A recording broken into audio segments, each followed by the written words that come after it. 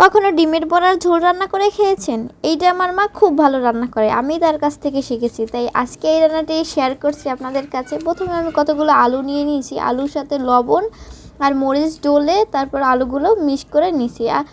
যদি আপনাদের কাছে গন্ধ বোম্বাই থাকে তাহলে সেই মরিচগুলো দিলে বেশি মজার হয়। আমাদের বাসায় ছিল না তাই দিতে পারলাম না। তারপর পেঁয়াজ অ্যাড করেছি, ভালো করে চটকে চটকে মেখে নেবো যেন ডিম ডিম এরকমগুলো না থাকে। তো যদি এগুলো শক্ত শক্ত বাজে তাহলে এগুলো দিয়ে বড়া তৈরি করবে, সেগুলো ভালো হবে না। আপনারা এগুলো খেয়াল রাখবেন, পারলে গ্রেট করে নিতে পারেন।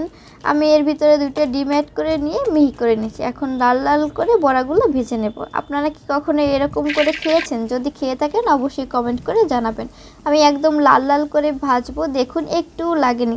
এই কড়াইটা অনেক কালো কিন্তু এত একদম ফ্রাই প্যানের মতো কাজ করে। আমি প্রথম ভালো লাগে নাই, কিন্তু এখন রান্না করতে করতে মানে করোর প্রেমে পড়ে গেছি, এরকম একটা ব্যাপার হয়ে গেছে।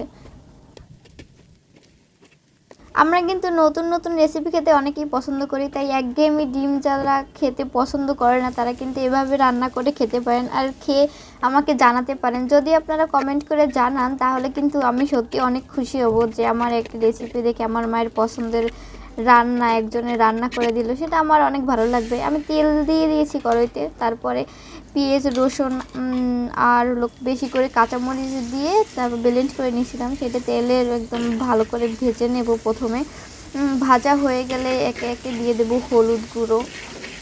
ভাজতে হবে ভালো করে যেন মশলাটা ভালো করে কষে। অল্প একটু জল দিয়ে নিয়েছিলাম আমি।